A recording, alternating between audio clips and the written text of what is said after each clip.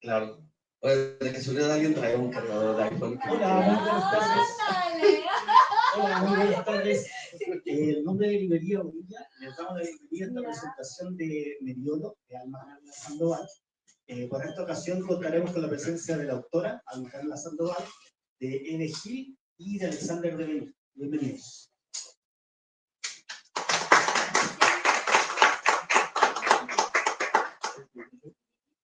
Pues muy bien, bienvenidos.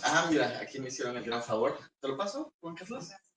Pues muy bien, pues muy buenas tardes a todos. Queremos agradecer a todos los que nos acompañan aquí en la Librería Bonilla, pero también que nos siguen desde sus hogares, ¿no? Porque está haciendo la transmisión ahorita en vivo. Y pues bueno, estamos muy contentos y muy alegres de recibirles y estar aquí esta tarde compartiendo la presentación de este hermoso libro de mi querida Alma Carla Sandoval. Y pues bueno, yo preparé un texto, ¿no? Para que no se me fueran todas las ideas que me convocó este libro. Y pues bueno, estoy muy, muy contento y muy agradecido de que me hayan invitado a compartir esta noche. Y pues bueno, voy a empezar a dar lectura. Pues para comenzar esta noche de brujas, brujos y brujes, quisiera compartir un encantamiento, que es un verso de la novela que nos convoca esta noche.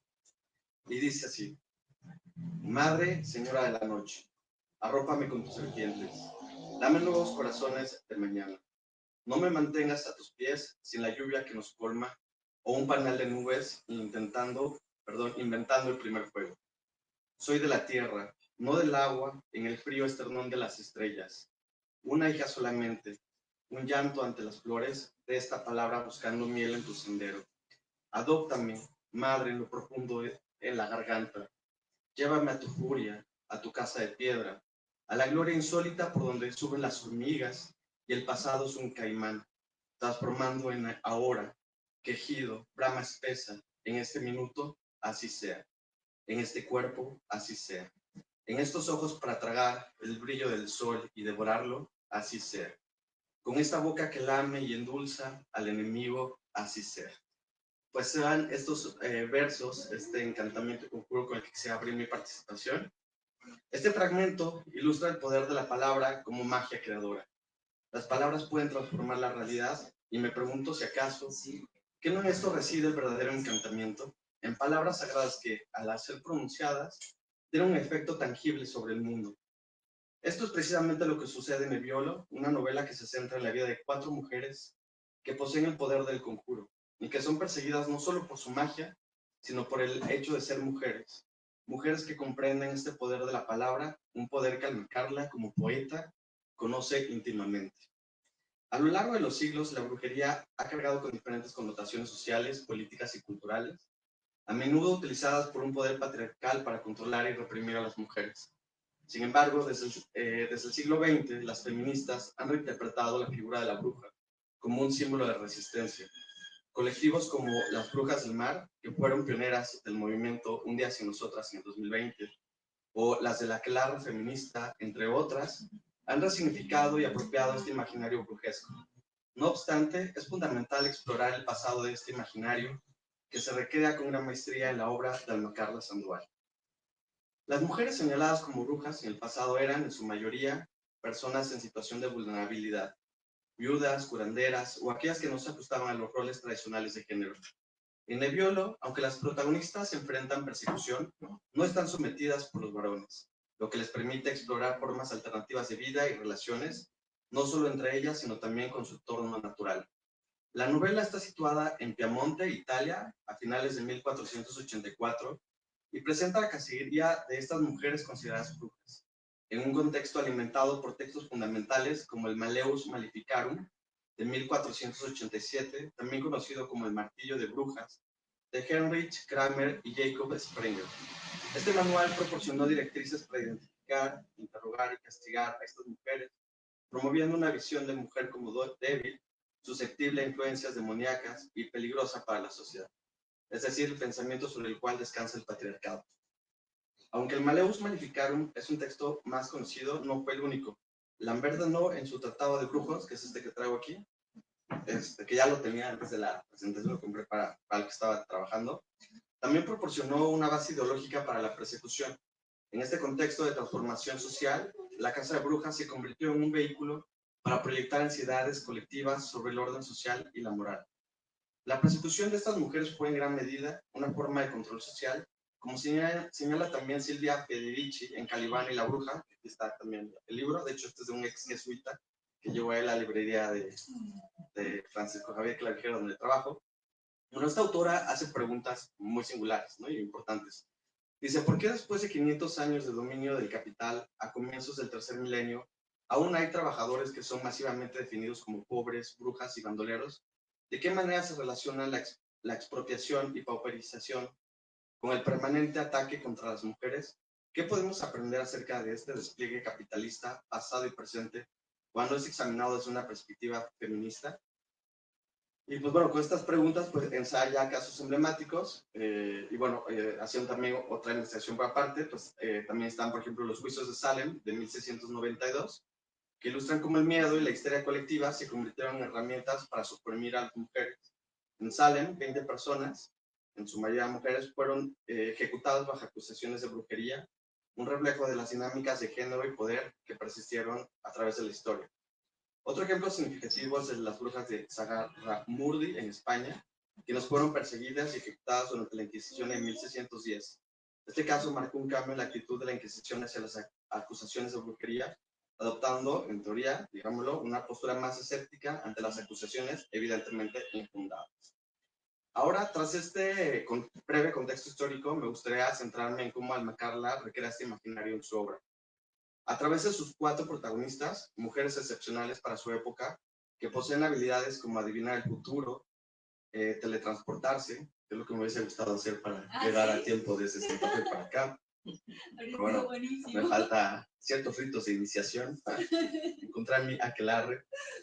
Bueno, mujeres excepcionales para su época que podían teletransportarse, hipnotizar, volar, comunicarse con los animales e incluso transformarse en un animal. La novela ofrece una experiencia que trasciende la lógica racional, explorando deseos, pasiones y un vínculo profundo con la naturaleza. La obra comienza con la relación entre Ariana de Pastoso, que es el personaje con el que inicia la obra, y su hija Boneta de Nevi. Cuando Ariana descubre los poderes de su hija, especialmente su capacidad de adivinación a través del vino Nebbiolo, ambas inician una serie de eventos que las llevan a explorar estas habilidades sobrenaturales. Boneta es inicialmente ayudada por un personaje, que va a ser un spoiler, que es un personaje muy traicionero, pero bueno, no estoy revelando nada, llamado Robert Evening. Pero como avanza la novela, este personaje principal, esta chica Boneta, convive con sus medias hermanas, Margarita, Bona y Hermín, quienes también son brujas. Ellas llegan a vivir con Boneta y su madre, huyendo de la persecución que han sufrido. Juntas se encuentran en Piamonte un refugio seguro para desarrollar sus poderes y enfrentarse a los peligros que las amenazan.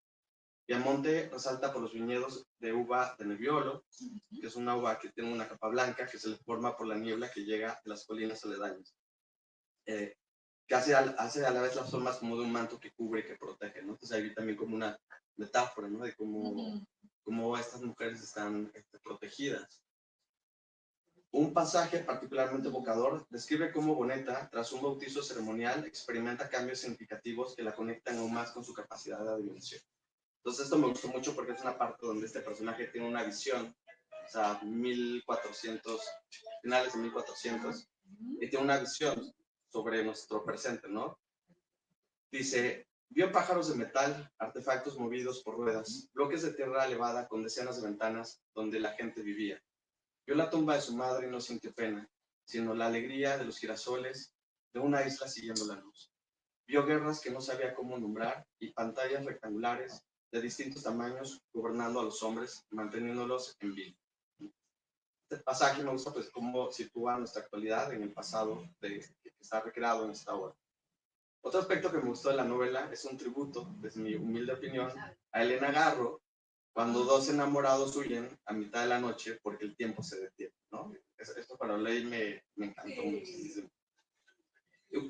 Y bueno, también es importante los diálogos que Alma Carla mantiene con personajes míticos y con toda una tradición literaria. Por ejemplo, lo de las Hespérides, diosas ninfas de la tarde y del oeste, que habitan en jardines exuberantes, guardianas del manzano de Hera, del que crecen manzanas doradas que conceden la inmortalidad, ¿no? Este es solo un ejemplo de tantos que aparecen en la obra.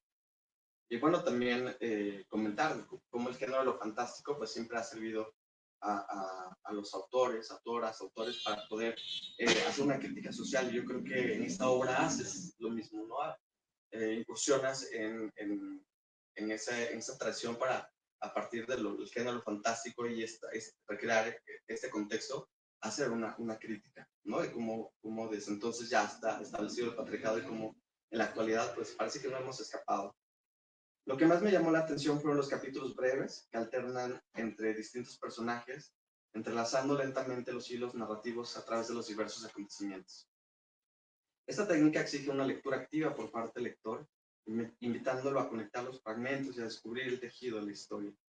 Como seguidor de la obra de Alma Carla, he tenido la oportunidad de sumergirme en casi toda su producción literaria, ha sido un gusto, y esta novela se presenta de una manera marcadamente diferente a las anteriores.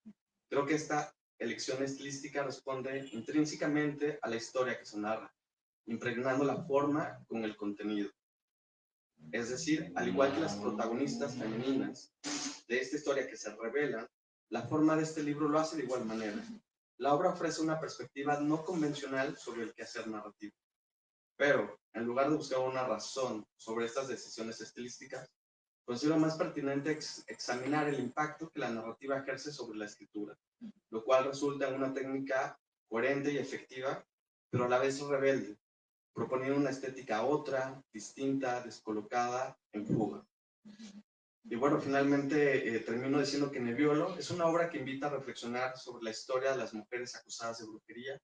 A través de la prosa poética de Alma Carla Sandoval, nos sumergimos en un mundo donde la magia y la resistencia se entrelazan, recordándonos que las historias de las mujeres, a menudo silenciadas, son fundamentales para entender nuestro pasado y forjar el futuro.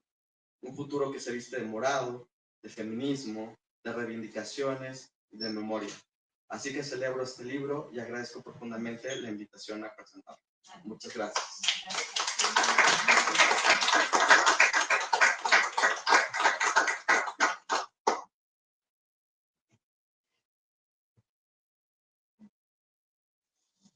Buenas noches.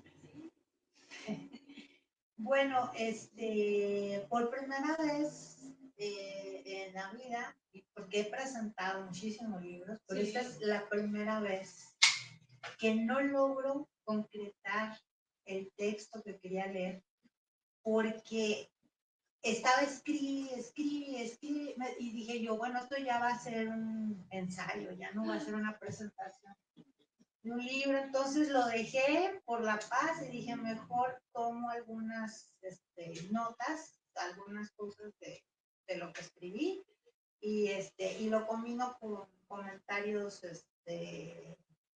que no aparecen en el texto.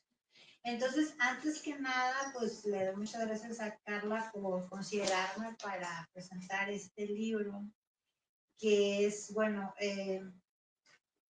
pues a mí me gusta mucho el género fantástico, ¿no? Es el género que más me gusta y pues, y me encantan las brujas además. Pero este no es un libro, se sale totalmente de la norma de lo que yo había leído hasta ahora sobre las brujas. ¿Por qué? Porque, bueno, hay dos maneras muy clásicas de manejar el tema de la brujería. Uno es un personaje de una mujer inocente, buena, pura, que de alguna manera tiene algún talento o porque, bueno, en aquella época le hubieran dicho poder, ¿no? Algún talento para alguna cosa que no, por ejemplo, aquellas mujeres que practican la medicina, por poner un ejemplo. Y por esa razón se les perseguía como brujas, ¿no? Porque se estaban metiendo en un terreno que no les correspondía. O también están las brujas que sí son brujas, pero restringen su actividad a ¿cómo se llama? Pues a lo que hacen las brujas, a hacer pócimas, a hacer cosas. A pesar de que si uno lee lo que escribían los hombres horrorosos de la Santa Inquisición les adjudican poderes como los que acaba de mencionar Alexander, Alexander, como la teletransportación y hablar con animales, que esas cosas generalmente yo creo que se las inventaban estos. Entonces es ahí donde yo veo el quiebre en este libro, porque los 4 personajes del libro sí son esa clase de brujas. Son brujas poderosas, son brujas que se teletransportan, se convierten en animales, que hablan con animales. Pero no, al mismo tiempo que son, vamos a poner así, las heroínas del libro, no son las prototípicas heroínas buena onda, ellas tienen una sororidad muy torcida para empezar, que a mí me encantó porque estamos ante 4 mujeres, 3 de ellas son hijas son de la nobleza, de la casa de Saboya, cualquiera, son personajes, bueno, no sé, no creo que son personajes históricos, pero al menos están tomados de algún personaje histórico. Sí. Entonces, el personaje de Boneta, que es como yo creo que es la más protagónica, ella no sabe que viene esa estirpe hasta que sus propias hermanas la buscan, que es una cosa muy rara porque generalmente los hermanos nunca buscan, bueno, los que son los hijos de un noble o de un rico empresario o lo que sea, lo último que van a hacer en la vida es buscar a un hermano perdido o medio hermano para que comparta con ellos su fortuna. No conozco ningún caso. Pero en este caso, estas chicas saben que necesitan de su media hermana para hacer como para ser totalmente, reunir el poder de las 4, ¿no? Y es por eso que buscan a Boneta, perdón. Bona es otra. Entonces, una cosa que me llamó mucho la atención de Boneta es que antes de ella saber que es bruja, porque sabe que tiene un poder, pero como que a ella no le sienta bien el poder, como que ella preferiría no tenerlo. Antes de que esto suceda, este personaje no se nos manifiesta como podríamos imaginarse, como una niña inocente y buena que está esperando que venga alguien a enseñarle. Ella ya desde que empieza el libro, ya sabemos que ella es una mujer muy libre, que ella quiere hacer lo que le dé la gana. Bueno, en esa época hay que señalar, en la época del Renacimiento las mujeres eran así, ¿eh? Sí. Eran, bueno, hay que ver la historia de las Borgias, de las Esforzas, de todas ellas.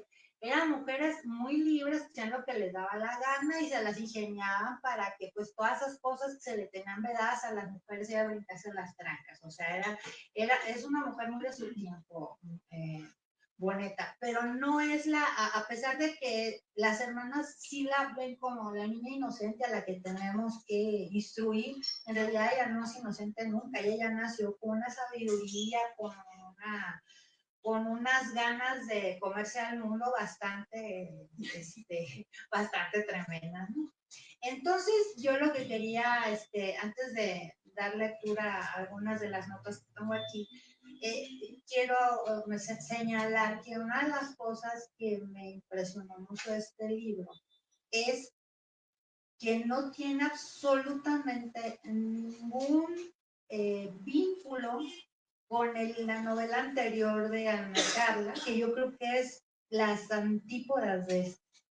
Desde el corazón siberiano, que es una novela muy hermosa, pero está ambientada en Rusia en la época de Stalin, de los gulags, y es básicamente la historia de una madre y una hija, que es la poeta, ahí va el nombre, porque yo nunca, Marina Svetaeva, que yo la amo y nunca he podido pronunciar su apellido. Entonces, es un libro súper conmovedor, que yo recuerdo que hasta lagrimitas me sacó, y pues, es todo lo contrario. Es una novela muy atrevida, muy, maneja la feminidad, la explota no sé qué potencia. Es una de las novelas más eróticas que he leído en mi vida. Yo, aquelarre nunca se me va a borrar de la memoria. No se los voy a describir. Pero es de varias páginas y es una cosa que, bueno, me trajo a la mente el único aquelarre que me trajo a la mente, pero levemente, porque el otro no es nada comparado con el de la película de Witcher, no sé si la vieron, cuando termina la película y la chica acepta que es una bruja y se une con las otras brujas, se quita la ropa y se une con las otras brujas que están desnudas. Pero hasta ahí queda. No, aquí es una descripción muy detallada, como si fuera un cuadro, de todo lo que implica un aquelarre. Yo no sé si Carla se lo inventó. Sí. Si te lo inventaste. O yo creí que había consultado libros o algo. Bien. Porque uno tiene una remota idea de que es un aquelarre, pero esto es una cosa así, es Technicolor, tremendísima. De verdad, es una de las escenas eróticas más poderosas que he leído en mi vida. Y lo más impresionante es la prosa con la que está escrito. Porque yo siempre he dicho, y no lo digo porque esté ya presente, yo siempre he dicho que la prosa de Ana Carla es una de las prosas más pulidas y más hermosas de la actual literatura mexicana, de escritoras vivas, digamos. No quiero poner el límite de edad ni nada, las escritoras están vivas, digamos, de las de 20 a las de 80 años, no voy a poner aquí, pero tiene una prosa maravillosa que también es muy característica de sus ensayos. Y bueno, ahora voy a leer algunas de las cosas que anoté aquí, que de verdad se me estaba desbordando el texto. Dije, no, yo si leo esto en público, me van a correr, porque está muy largo. Bueno, algo en lo que quiero hacer hincapié, aunque ya Alexander ya lo dijo, es en el vínculo que existe entre las brujas y las feministas, que es un vínculo bastante poderoso, más de lo que se puedan imaginar. Y aquí va más o menos, intento explicar por qué. Las brujas han regresado, las de verdad, no las que se manifiestan en Halloween, montadas en su escobita y con un gato negro sobre el ojo. A las brujas del siglo XXI no se les nombra así, a menos que sea a manera de insulto. Aunque el nombre con que ahora se nos conoce, ojo, me estoy incluyendo, se enarbola también a manera de injuria. Feministas. Hay cacería de feministas, como antes las hubo de brujas. Y también hay hembristas confundidas que no hacen magia por carecer de femenino.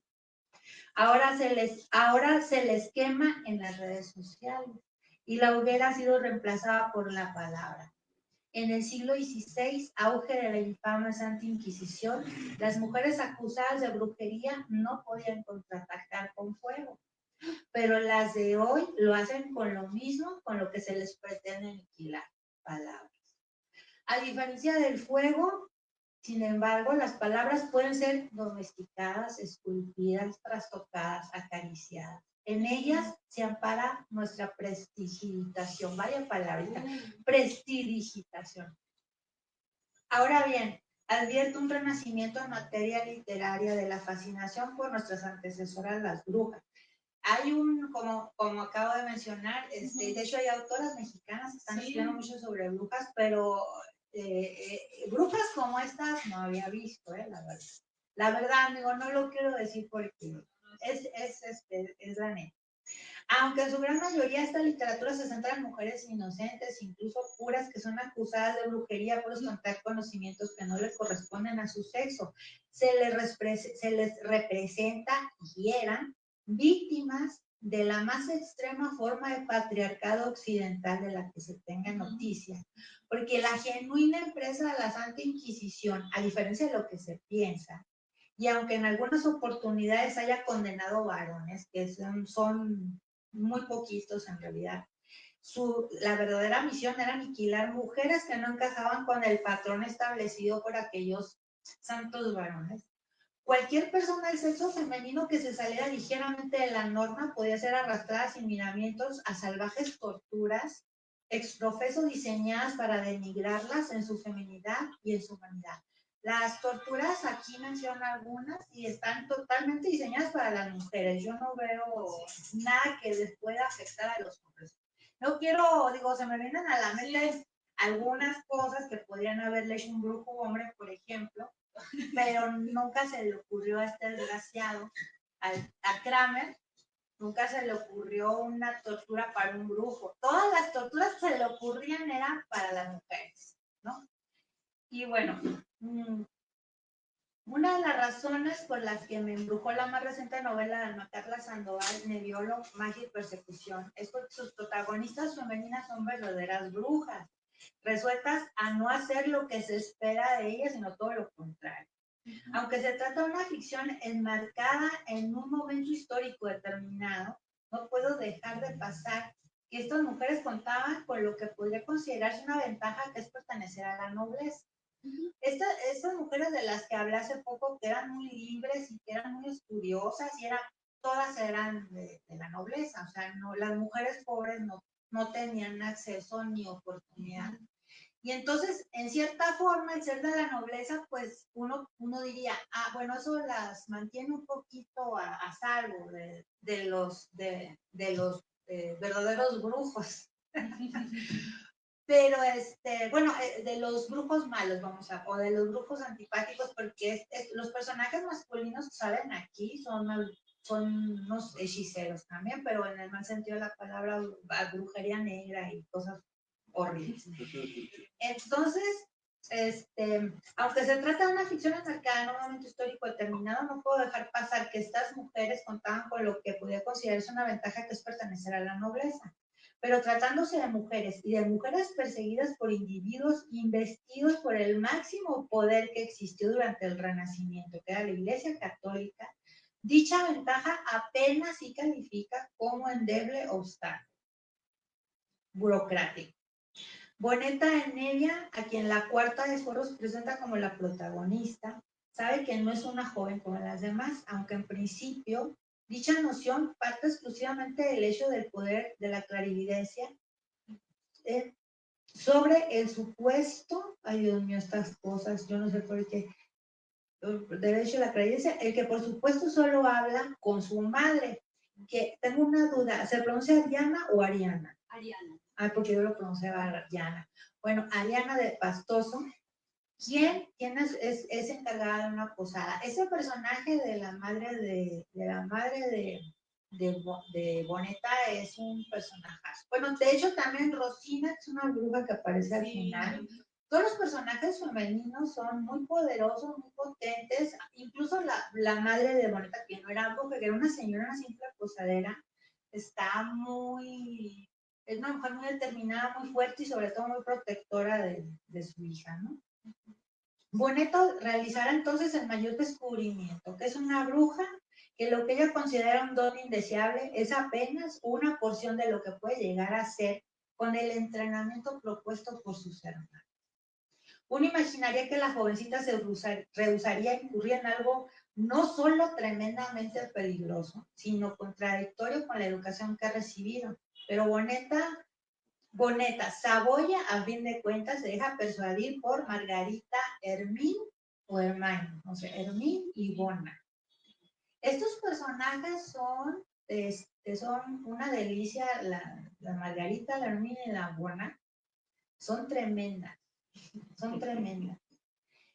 Aunque estas mujeres se alejan por completo del estereotipo de heroínas antagonistas, es Heinrich Kramer, obispo dominico y funcionario del Santo Oficio, que para horror del lector y más de la lectora, es un personaje absolutamente real. Autor de un libro tan infame y ampliamente distribuido como Mi lucha de Hitler, que en este caso se llama Malleus Maleficarum, mismo que contribuyó a establecer la casa de brujas en Europa. En Wikipedia se refieren a él como psicópata supersticioso, que es justo como lo describe Sandoval, aunque asimismo lo presenta como el sumo de la hipocresía machista que condenan las mujeres lo que para los varones son prácticas cotidianas. El típico que tras violar a una doncella se autoflagela, de modos que más parecieran prolongar la autosatisfacción. Está rarito este señor. Sandoval no solo consigue capturar el torvo personaje en todo el esplendor de su psicopatía, sin dejar de ser un hombre del Renacimiento, claro, sino que nos hace entender que ese temor que lo gobierna no es hacia Dios, sino hacia las mujeres, porque en eso consiste la misoginia. La misoginia, yo creo que no es odio hacia las mujeres, es terror a las mujeres, porque no entienden a las mujeres. Entonces, lo que no se entiende inmediatamente produce miedo, ¿no? Entonces dice, ese temor atávico en que se consolida el machismo y que aún siendo no logran explicárselo, es por ello que siempre se sacarán de la manga justificaciones de todo tipo. Un maridaje con Satanás, una envidia del pene, o el más reciente, determinismos biologicistas que pretenden desnaturalizar el empoderamiento femenino. No sé si les ha tocado, pero esto es una investigación al respecto. Hay un grupito de hombres que se llaman Red Pillers, no sé si lo saben. Yo los invito a que se van a horrorizar, pero yo los invito, bueno, hay uno, el más famoso de todos, el famoso Temash. Sí, lo voy a... El Temash.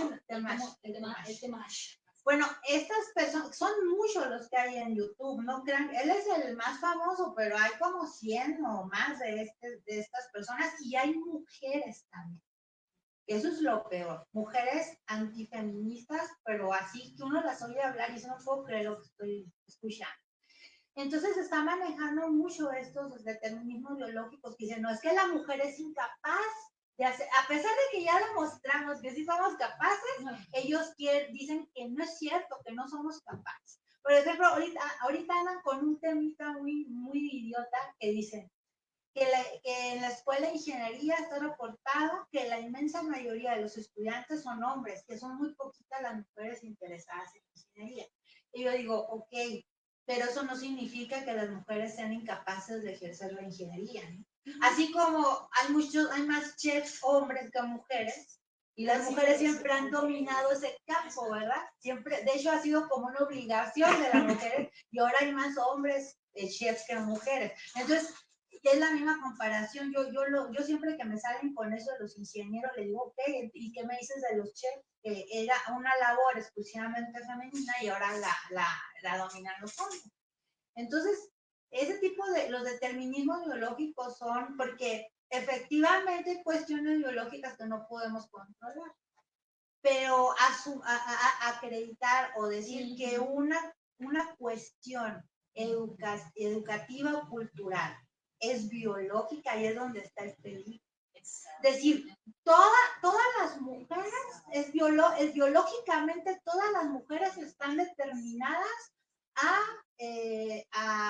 maquillarse y a ponerse vestido y a ponerse tacones. Pues yo no tengo ninguna de las tres cosas, entonces no creo que sea hombre, ¿verdad? Entonces, ese determinismo biológico que ahorita ya me tiene el cerebro comido por todos lados, ese es el nuevo peligro que estamos enfrentando. A pesar de que ya se han hecho descubrimientos muy importantes en el terreno de la antropología. Me voy a desviar un poquito antes de seguir con lo de Carla. Se ha descubierto que hay unos fósiles que durante mucho tiempo se pensó que eran fósiles femeninos, los volvieron a revisar y resulta que en una de las manos tienen no sé si es uno de los huesos lo tienen chueco, no, o sea, un hueso que tienen totalmente volteado así en uno de los dedos, no sé en cuál. Y entonces descubrieron que con esa mano se tomaban con lo que iban de cacería, como las lanzas, bueno, no sé bien en este caso qué sería. Y descubrieron gracias a ese huesito de la mano en estos fósiles que las mujeres también salían a caza. Entonces que me vengan a mí a decir las mujeres, porque también sale mucho a reducir. El hombre era el que salía a casar, la mujer se quedaba en el hogar atendiendo a los hijos. No es cierto eso. Ya está, ya los antropólogos ya dijeron, no, eso es una absoluta falacia. Entonces, con todo y que se les contradice, ellos siguen clavados en que las mujeres están diseñadas para ciertos roles, para ciertas cosas, y eso es un peligro muy grande. Ojo, cuento de la criada. Mucho ojo, yo por eso digo que las feministas son más necesarias ahora que nunca, ¿eh? Porque siempre que las mujeres alcanzan un nivel, un estatus elevado, ahí es donde... Porque no se crean que hay gente que cree que el siglo XXI es el único, porque dice, el siglo XXI de las mujeres, no es cierto, ha habido otros siglos que fueron de las mujeres. Claro. En la antigua Roma había mujeres que gobernaban, que hacían todo lo que les daba la gana, que tenían, que les decían a los emperadores lo que tenían que hacer, y, ¿no? Les dieron cuello. Bueno, la Revolución Francesa... La Revolución Francesa también decían que esa es la época de las mujeres y todas las guillotinaron a todas las revolucionarias. Entonces, mucho cuidado, no hay que dejarnos, no hay que sentarnos, ay, ya tenemos una mujer presidenta, ya logramos lo que queríamos. No, al contrario, hay que, mucho ojo, ¿no? O sea, a ver qué pasa, porque definitivamente la cosa no va a ser igual que si fuera un presidente varón, no lo va a ser. Se los digo, no es que sea pesimista, pero yo veo venir algo feo, ¿eh? Entonces, ya para terminar, Sandoval no solo consigue capturar el turbo personaje en todo esplendor y su psicopatía, sino que nos hace entender que ese tiempo que lo gobierna, ese temor que lo gobierna no es hacia Dios, sino hacia las mujeres. Ese temor atávico, bueno, eso ya lo dije. Es por ello que siempre se sacarán de la manga justificaciones de todo tipo, como un maridaje con Satanás, o una envidia del pene, o lo más reciente, determinismos biologicistas que pretenden naturalizar el empoderamiento femenino. Otro aspecto a destacar de Nebbiolo, magia y persecución es su desparpajado erotismo, el de que ya hablamos. No recuerdo haber leído una descripción tan detallada de una aquelarre. Pienso, por ejemplo, en aquella escena, bueno, lo que menciona la película de Witcher, ¿no? Entonces, hay muchísimo de qué hablar sobre este libro, de veras, porque no es simplemente, bueno, el lector que lo tome y lo lea como una novela de ficción no va a disfrutar mucho. Pero la novela va mucho más allá de ser una novela de ficción. La novela es casi un estudio feminista también. Es una invitación a pensar en la posición de las mujeres en la época actual. Como mencionaba hace rato, no es cierto que el siglo XXI es de las mujeres, ya tuvimos varios siglos y todos los siglos nos han tumbado, así que mucho cuidado. Entonces, pues Alma Carla es una, yo creo que es la mujer, de las que yo conozco, la feminista más enterada, más empapada sobre el tema del feminismo. Y evidentemente, pues aquí está plasmada esa mirada feminista, ¿no? Y más allá de que sea una novela divertida, muy bien escrita, con capítulos cortos que se lee ágilmente, magníficamente ambientada, porque, y lo sé, no lo digo por decir, porque yo tuve una etapa de estar estudiando los Renacimientos durante muchos años y veo todo muy bien acomodado en su sitio. La personalidad de estas mujeres me hizo acordarme de otras mujeres de esa época. Y pues yo les aconsejo leerla, pues sí, para divertirse, y luego le dan una segunda lectura y ya la leen con un ojo crítico. Bueno, las personas interesadas en el feminismo ya la leerán con un ojo más crítico. Y bueno, no mencioné al otro hombre que parece aquí, a Robert Evelyn, porque acá entre nos digo, es un personaje, todos los personajes aquí importan, pero ese personaje me cayó especialmente mal, me cayó más mal que el Kramer, porque es un lamebotas. Es un lamebotas, es un cobarde, y lo peor del caso es que es un personaje muy ambivalente. Pareciera, hay momentos de la novela en los que pareciera como que se va a cambiar de mano, pero siempre su cobardía y su temor por las brujas y el temor el temor a perder la masculinidad, todas esas tonterías que ya saben, porque, bueno, todo eso se refleja en este personaje, en Robert Evelyn, que es un personaje también es interesante, porque es un personaje muy como los hombres contemporáneos que todavía se puede, como dicen vulgarmente, es un hombre no deconstruido. Pero ¿qué hace? Pero claro, a comparación de Kramer, pues tiene su lado amable, tiene como que él se quiere convencer de que lo que está haciendo está bien, ¿no? De alguna manera, porque el otro es pura maldad, es un psicópata. Entonces, yo no le pongo ningún pero a este libro, a mí me ha encantado, me ha fascinado, lo leí con mucho cuidado y con mucho placer. Y bueno, realmente amerita, merece amor y merece ser leído. Bueno, pues Muchas gracias.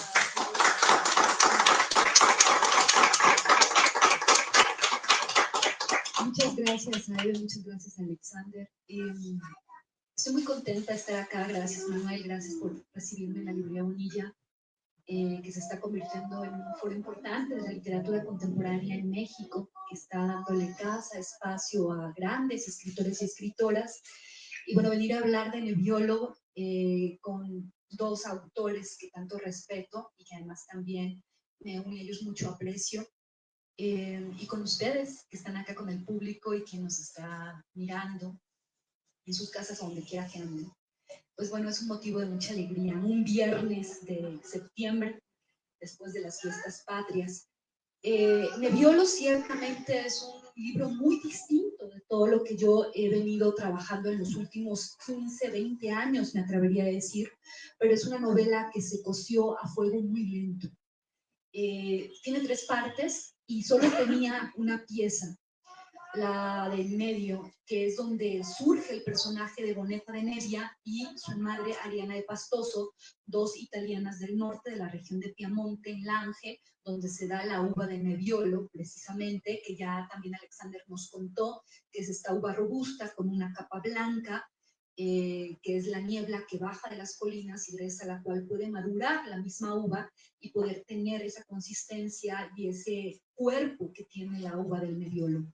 Sin embargo, fue una palabra la que detonó mucho la historia y voy a empezar a platicar un poco brevemente por esa clave, que tiene que ver con, bueno, escritora al fin, soy una adicta a las etimologías y a las palabras, y siempre me ha llamado la atención cómo entendemos mal algunos términos o los asociamos de manera equívoca o no tan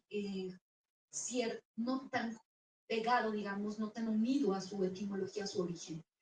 Y tiniebla, la palabra tiniebla o tinieblas está tan satanizada que obviamente cuando decimos tinieblas pensamos en el inframundo, en el infierno, en Satán, en Lucifer y todos estos imaginarios diablescos. Que sí leí mucho sobre el diablo, que es una figura que me encanta, ¿no? Y que tengo muchos años leyendo sobre el diablo, leyendo sobre brujas, leyendo sobre y sobre vinos, que también es una de mis debilidades. Me parece tan erótico, ¿no? Ya me di cuenta. Ay, sí. No, la idea del vino, pero tiniebla significa que tiene niebla. Y uno no es precisamente lo infernal, no es el averno, es aquello que tiene niebla. Y que una fruta, que un objeto de la naturaleza que además viene de la tierra y que además pueda causar este efecto de emborrachar, encantar, desinhibir, abrir puertas y abrir cuerpos. Y me pareció que solamente con niebla puede lograrse esos efectos. Y me parece que la uva del Nebbiolo en sí es un embrujo, en sí es un objeto mágico. Entonces, tengo muchos años pensándolo así. Y tenía hace 10 años en el taller de Francisco Rebolledo, un gran narrador mexicano, también con su novela Racero, que inspira a Nebbiolo.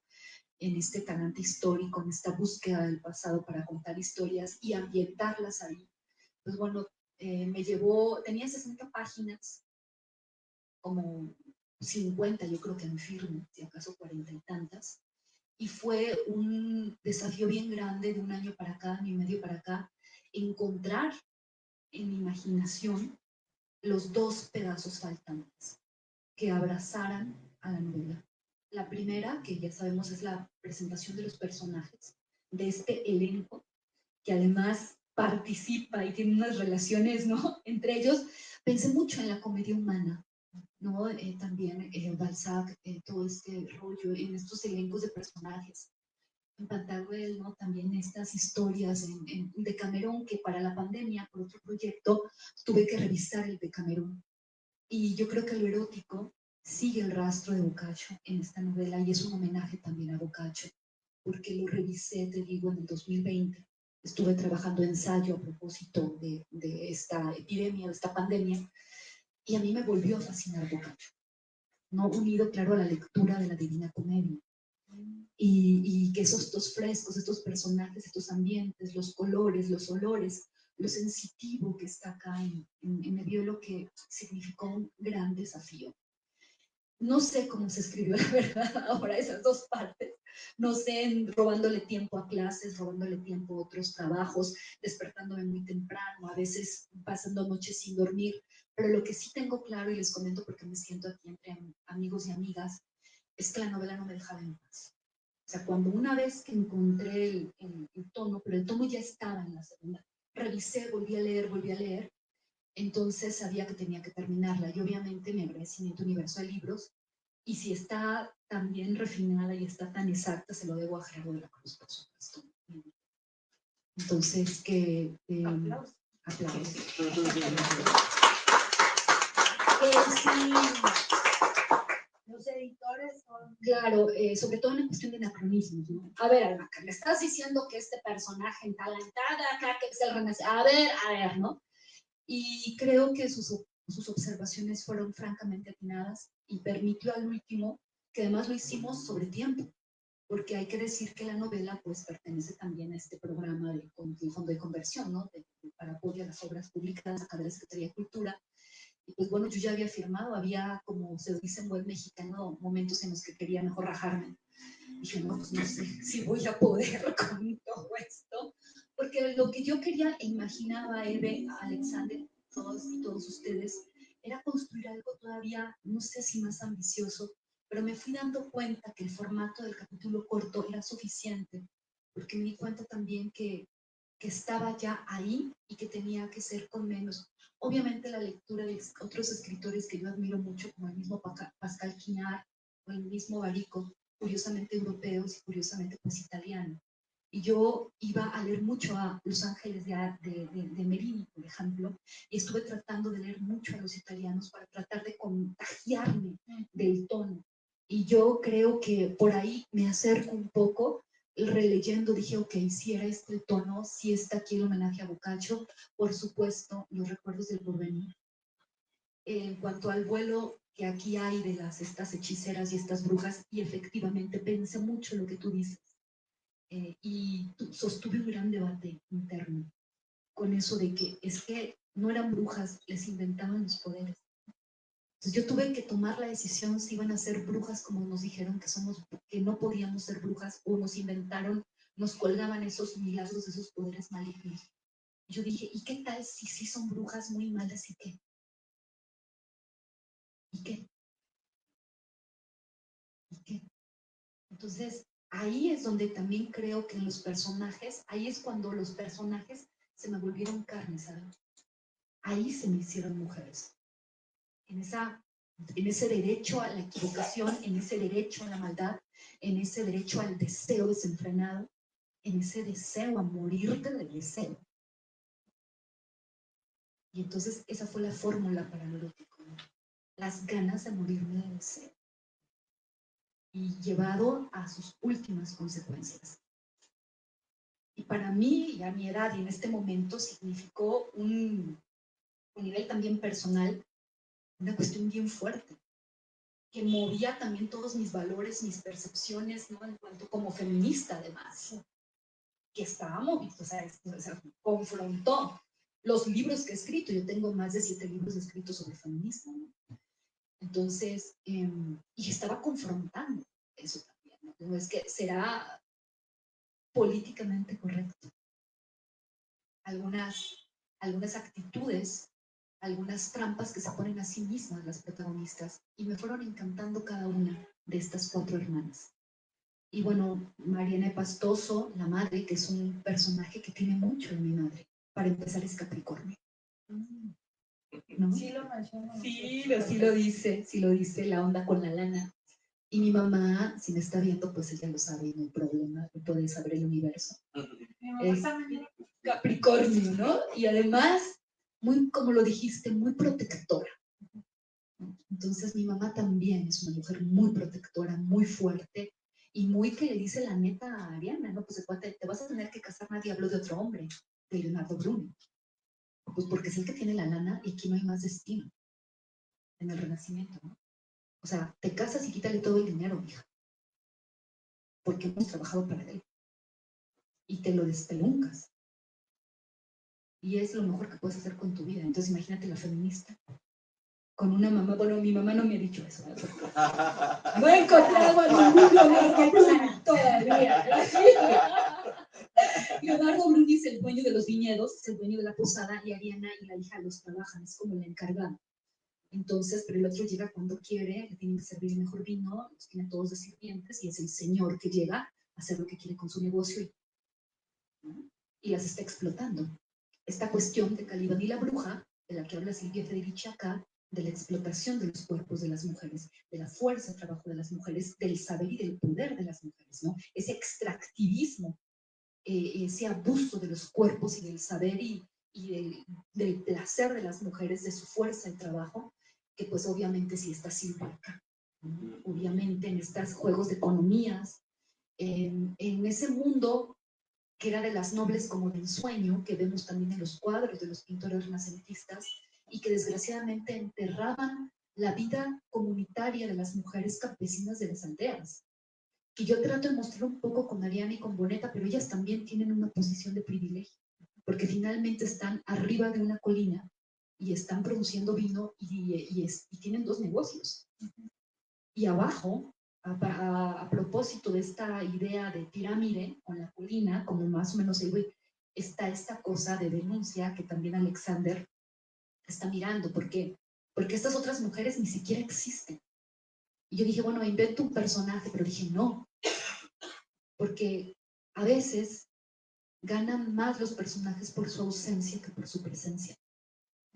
Y también se gana más en lo que no dicen y en estos silencios y en lo que el lector tiene que construir para sí mismo. Por eso los capítulos traté de que fueran concentrados y cortos, porque creo que con esto se está diciendo mucho y es obligación de quien lee completarlo, como lo hace Boccaccio en las 100 jornadas, ¿no? Y en los pequeños capítulos que tú te quedas, o sea, hace unas cosas, Boccaccio, que tú te quedas girando la ardilla durante días, ¿no? Y yo procuraba y buscaba ese efecto. Por ahí van platicando un poquito, ¿no? De la manufactura y de lo difícil que fue escribir Nebbiolo, pero al final también lo gozoso. Y ya cuando pudimos hacer estas lecturas, Gerardo y yo, finales, dijimos, no, es que sí está cumpliendo lo que Rosa Montero le copió, creo que ahorita creo que a Proust, y decía Rosa Montero, y lo discutía yo mucho con Gerardo, es que si hay una historia, lo histórico puede arreglarse. Algún trastabillo histórico, algún anacronismo. Porque hay novelas incluso de grandes escritores, y lo dice Rosa Montero, y yo la secundo como como Vargas Llosa, digámoslo. Que se da mucha licencia. Y que la enciclopedia histórica se traga la novela, ¿no? O sea, todo eso que se cuenta, los datos históricos, para que vean cuánto sé, la biblioteca que soy yo con patas, o las bibliotecas que yo soy con patas, todo esto que no está mal y que se agradece, pero que terminan consumiendo la novela, y lo que el lector quiere es leer una historia. Estamos hablando de literatura, ¿no? no de una historiografía o de, ¿no? o de un ensayo histórico sobre un tema que a mí me gusta y aviéntense 70 páginas seguidas, porque así lo digo yo y lo quiero, ¿no? Y entonces cuando vuelven a la historia está devaluada frente a todo ese conocimiento. Y es una cosa también, a mí me parece patriarcal. Es una cosa eurocentrada que sacrifica el saber nuestro que es sentipensante. Yo quería una novela de carne de uva y de carne de mujer. Entonces yo quería eso. O sea, yo quería algo que estuviera verdaderamente contaminado por mi trance, por un encantamiento y a ver dónde es posible llegar, ¿no? Hasta dónde se pueda llegar con esto. Y aparte, pues qué bueno que no spoilearon. No podía yo... Yo soy enemiga de los spoilers. No, porque los finales, o sea, los finales de las novelas para mí son tan importantes, entonces yo no sabía cómo resolverlo. Y también como autora, por eso es tan diferente, me enfrenté al riesgo, porque esta novela es un gran riesgo, estructuralmente hablando. Tomo un gran riesgo y estuve así de escribir una novela como todas. Así. Y al final dije, no va a ser una novela como todas. No. Y que suceda lo que suceda. Porque pues fueron 20 años, 25 años escribiendo, más de 25 años escribiendo tenemos, ¿no? Y yo dije, no. O sea, la escribí, no, me acuerdo de Enrique Lino. Dice Enrique Lino en un poema muy famoso, el amor no perdona a los que juegan con él. Y yo creo que la literatura no perdona a los cobardes. Estamos hablando de la literatura en verdad. Déjame notar eso. Y que suceda lo que tenga que suceder. Muchas gracias por estar aquí. Pues aquí tenemos a Violo, tenemos aquí, les vamos a invitar un mezcal y quiero agradecer otra vez a Manuel y otra vez a Lidia Bonilla. Si ellos quiere decir a alguien que está aquí en el público, pues adelante. Al público, ¿no? Entonces, si tienen preguntas. Sí. Hola, Alma. Hola. Muchas felicidades. Ay, gracias. Las preguntas es, ¿cómo mezclar la clarividencia y transportarnos a esa época medieval y ahora que ahora se le ha indicado a las feministas o a las brujas o a las esotéricas o a las wiccas que somos ahora, ¿cómo es reconstruir esa parte de la parte digital y llevarla a transportarnos a este mundo? Pues bien difícil, con miedo, ¿no? Con miedo de podré ambientar, eso era lo que me preocupaba. Qué bueno que lo viste. O sea, que no sé, ¿cómo es como preparar un guiso? Que yo no cocino, pero no tengo idea. Lo me han dicho. En cuanto a mezclar los ingredientes, ¿no? Ni tanta historia que se coma la historia, ni tanta historia que se coma la historia de la novela, ni tanto detalle que pueda resultar inconexo, pero ni tampoco que falte, ni tan, ni muy. Cómo vamos logrando que sea verosímil dentro de la lógica de los posibles narrativos del mismo mundo. Y yo creo que da miedo, pero llega un momento en que hay que soltarse, ¿no? O sea, como autores, o sea, como autora, llega un momento en que, bueno, te avientas, estás viendo el trampolín o te avientas. Sí, ¿no? Sí, yo creo que me entiendes. O sea, o lo haces y con lo que tengo en la mano, y hay una cuestión de miedo, pero al mismo tiempo de confianza. Se abraza lo que se ha leído. O sea, yo siempre digo, hay que confiar en lo que hemos leído, en las novelas que hemos leído, en las películas que hemos visto, en los museos que hemos visitado, en las canciones que hemos escuchado, en todo ese hábitos, como dice Pierre Bourdieu, que nos conforma. Entonces, así se hace. Me preguntas que cómo, pues bueno, se va avanzando en ese bosque oscuro que es la escritura, sabiendo que vas a enfrentar muchos peligros, pero que sí vas a llegar al otro lado, ¿no? Y a mí la idea de la escritura como una aventura, a mí me estremece todavía, y yo espero que me siga estremeciendo y me quiero morir sabiendo que un libro nuevo es una aventura. Y eso es lo que más me gusta de escribir, que es realmente lo desafiante. Y fíjate que lo digital, pues curiosamente ayuda mucho, porque ahora con un clic ver grabados, ¿no? Que tenemos acá de la época del 1484, 1485, poder visitar museos, ¿no? Hacer visitas. Por ejemplo, yo iba mucho también a muchos sitios italianos. He estado en Italia 2 veces. Recordar esa sensación, ¿no? de ese país que a mí me encanta, obviamente, a qué sabe el vino. No me emborraché mucho, entonces ya me han preguntado, ¿no? O sea, ya me imagino que no, en lo absoluto, al contrario. Durante la escritura de Nebbiolo no tomé una sola gota de vino de Nebbiolo, en verdad. Pues ya me las había tomado muchas antes. Entonces, pues, ya que todo tenía que ser memoria, todavía tenía que ser memoria. Y a propósito, porque se escribe también desde un punto histórico que regresa. Es como si aprendieras a caminar hacia atrás. Y en un momento, cuando te das la vuelta, ya está todo el mundo creado. Entonces, eso es lo que me gusta. Así es como procedo yo, ¿no? Y como buena sagitariana, aventurera desmedida loca. O sea, un Virgo realmente le dices, vámonos a Acapulco ahorita, un viernes, Acapulcazo, no, espérate, Miguel, ¿no? Y mis sandalias, ¿dónde están? Y que porque no tengo protector solar. Y bueno, los geminianos, por ejemplo, los dobles como Sagitario, sí, vámonos, ya me compro, paso un Oxxo, me compro unas chanclas, ¿no? Entonces un Virgo le puede poner, aquí tengo los Virgos. Pero yo soy Virgo con ascendente. Por eso nos vamos, amiga. Y por eso escribimos. Pero vámonos, ¿no? Y ya vamos.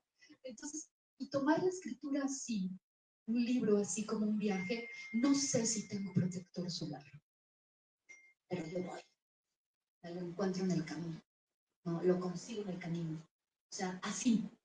Y creo que es cuando funciona. ¿Y cómo vas a escribir un ensayo sobre esto? Que somos ensayistas también, ¿no? Pero es que, o gente que cree que tiene que saberlo absolutamente todo para escribir sobre un tema, que es una manera de operar hermosa y que yo respeto mucho.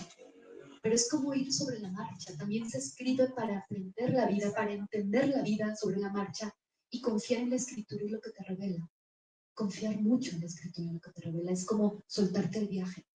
Y también es soltarse la vida. Es otra forma de vivir, es una extraña forma de vivir esta es la escritura y vivirla. A mí me gustaría agregar algo que se me olvidó decir. La novela efectivamente no tiene, cuando uno lee novelas históricas, pues generalmente te dicen cómo eran los vestidos, cómo se peinaban, qué perfumes usaban, cómo eran los muebles, qué costumbres tenían.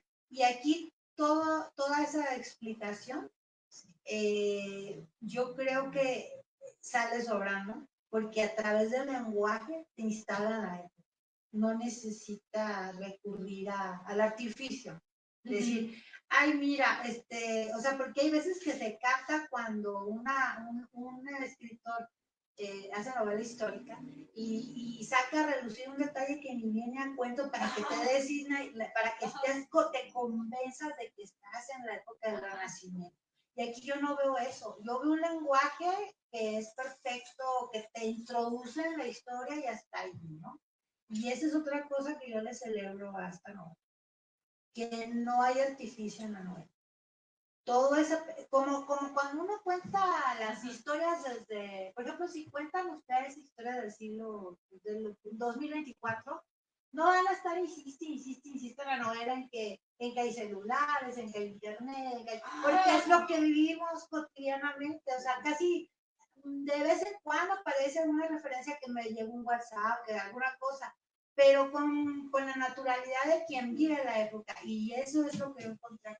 No encontré tanta faramaya de querer ambientar, sino a través del lenguaje llega a esa época. Eso es muy difícil de lograr. Pues 10 años, imagínense, pensando en la viola. Bueno, 10 años, sí. Claro, siguiendo como lo que comentas, creo que también es como una sensibilidad otra, o sea, que está en fuga y yo creo que eso se aleja como de un canon, ¿no? Que a lo mejor está establecido por los varones, ¿no? Que eran los que hegemónicamente publicaban y decían y dictaminaban cómo tenía que ser. la literatura. Y yo creo que los personajes, tanto como lo que compartí con la forma, pues tienen esa congruencia, que es como no va a ser lo que está establecido, sino puede ser algo distinto. Y creo que eso es rebeldía, y eso se nota en la obra, y se nota en esos capítulos, se nota en que puede haber otras maneras de poder representar, de hacer un artefacto estético que nos hable del pasado, pero que se está creando de una manera completamente distinta. Yo creo que ahí está también como el poder creador, la innovación y también el sentir feminista, o sea, esa sensibilidad de poder pensar que la literatura puede ser de otra manera, así como el mundo, que puede ser de una manera distinta cuando podemos pensar, nos movemos un poquito y vemos la realidad desde otra perspectiva. Y creo que la literatura tiene ese poder y creo que esta obra responde a eso, ¿no? De que nos permite poder pensar de manera distinta las relaciones de estas mujeres que están ahí, y aparte está escrito de una manera distinta, ¿no? Distinta a lo que has hecho. Es muy interesante lo que compartiste hace un rato de que pues, tomaste esa decisión de que lo hago como lo anterior o le apuesto todo, ¿no? A hacerlo distinto. Y pues yo creo que eso habla también como de, pues de una ética, de un compromiso con tu escritura, ¿no? Con lo que tú haces. Y escuchándote, pues todo lo que han compartido esta noche, hasta la pregunta aquí que nos hicieron, pues creo que nos llevamos como esa neurona literaria como que se activa, ¿no? Y se emociona y se contagia, ¿no? De que escribir puede ser una aventura y creo que por eso nos encanta tanto escribir y leer, sobre todo. Gracias. ¿Alguna pues, pregunta? ¿Alguna pregunta más? Porque si no, aquí nos quedamos sin tenemos mucho que ver. Venga, no sé, alguien más. A ver, el editor. ¿Qué va a decir? En esta constelación de personajes, ¿con quién te identificas o hay un personaje con el cual tú te ubiques para visualizar toda la historia o todo te hayas visualizado como ese personaje para el desarrollo de las historias de este libro? Insistes en privado y ahora en público. Insiste en privado. ¿Quién eres de las cuatro? Ya me lo preguntó la cuarta vez que me lo preguntó. Pero ya sabes, ya la respuesta ya la sabes. Con las cuatro, ¿no? Y son mis distintas, yo creo que momentos en la vida. Por ejemplo, yo tengo esta mirada ya a los tantos años.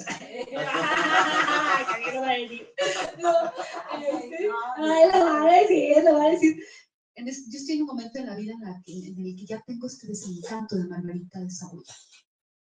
Margarita de Saboya ha vivido tanto, es la mayor, tiene una cabellera negra, y aparte puede ver el futuro como en un huevo en una esfera de Navidad.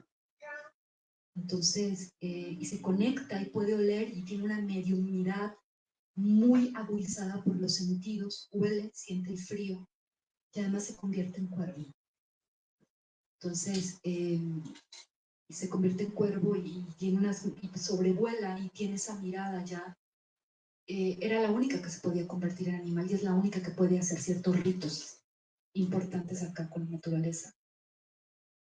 No me habría gustado tener el poder de convertirme en cuervo, pero era Margarita así con su desencanto, ¿no? Y creo que esa posibilidad de haber vivido tanto y de haber sido tan resiliente, como dice la canción de la cigarra, tantas veces me morí. Y eso es lo que tiene Margarita que encuentro en mi obra, ¿no? Y con las otras que son jóvenes, pues hay una cuestión salvaje con Hermine y con Boneta, que son terriblemente desbocadas, o sea, las dos. O sea, Boneta es salvaje, o sea, derecho y no me quita. No, yo cuando vi a Hermine, yo pensé, yo no me identifiqué con Hermine, pensé, me hubiera gustado ser como Hermine es una... Pero para nada me identifiqué, pero dije yo, ay, ¿cómo no fui así? No, y esa parte de Hermine joven, maravillosa, pero aparte es una joven que quisiéramos identificarnos porque en Hermine está toda la seducción, toda la inteligencia, toda la sofisticación de las maneras de la seducción tan fina, irresistible. Y aparte ella lo sabe. Hay un término de un capítulo que a mí me gustó mucho, habla con las ratas. Entonces, hay una parte que dice, las ratas me enseñaron el arte de la fuga. Ah, sí, sí, me acuerdo de eso. Esa parte de que habla con las ratas. Entonces, es un saber, el de Hermine, muy animal. Y eso a mí me encanta. Creo que hay algo muy animal también en nuestra intuición, ¿no? Y con Boneta en lo aventada, ¿no? O sea, yo obviamente tuve 20 años y fui tan Boneta, ¿no? Y ahí, entonces creo, y en Bona está esta contemplación y está el estar en todas partes, la teletransportación en Bona, y está en Bona esa cosa de como Felipe el de Mafalda, de no quiero hacer los deberes, pero siempre saca 10, ¿no? Esto de no quiero ser bruja, no quiero ser bruja, no, me hubiera gustado tener otro destino.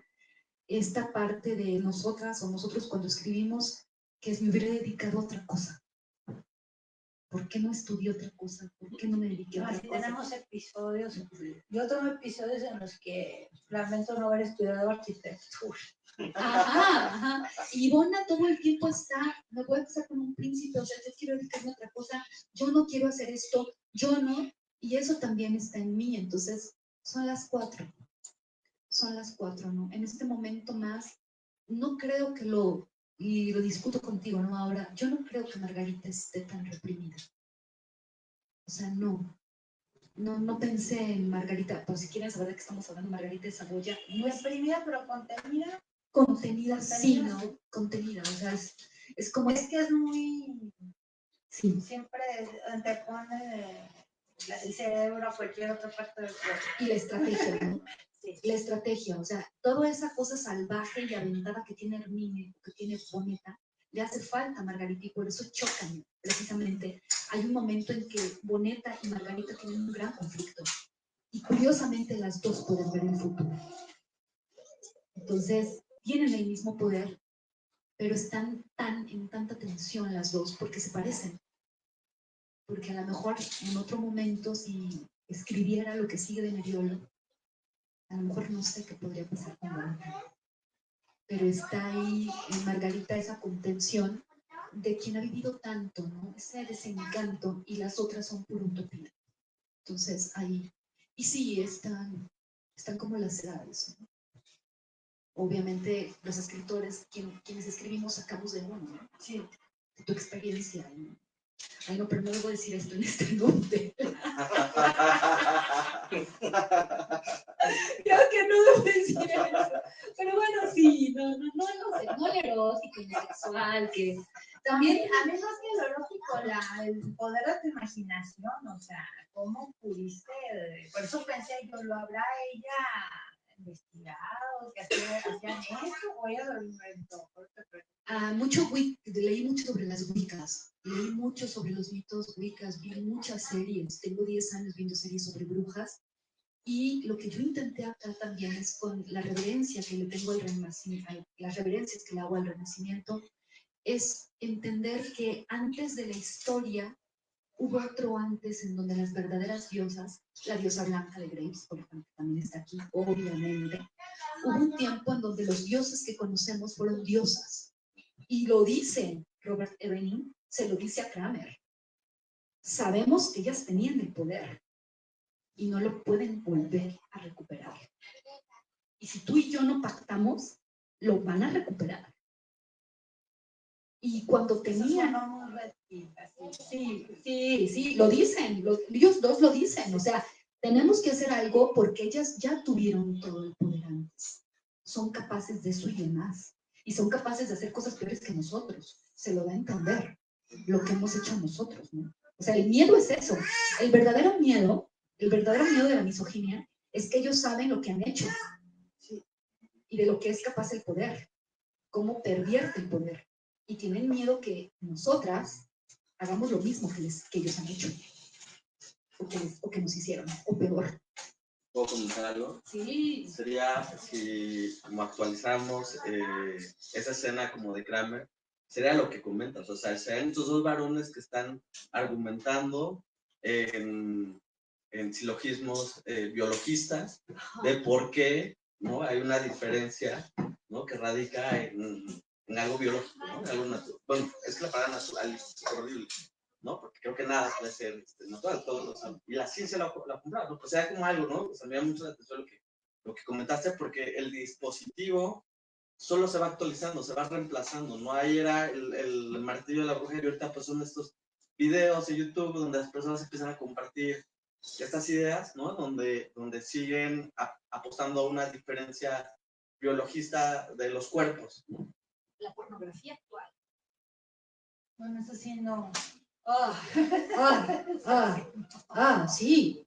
O sea, es Bueno, yo vi dar- un documental donde parece de que hay unas chicas que son actrices porno y su trabajo incluye ser maltratadas y incluso participar en la simulación de una violación tumultual y algo así.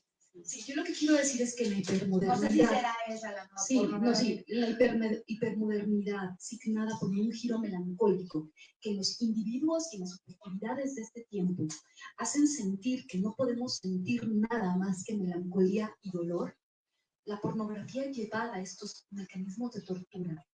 Yo creo que son los nuevos dispositivos, ¿de acuerdo?, de adoctrinamiento, de domesticación del placer femenino.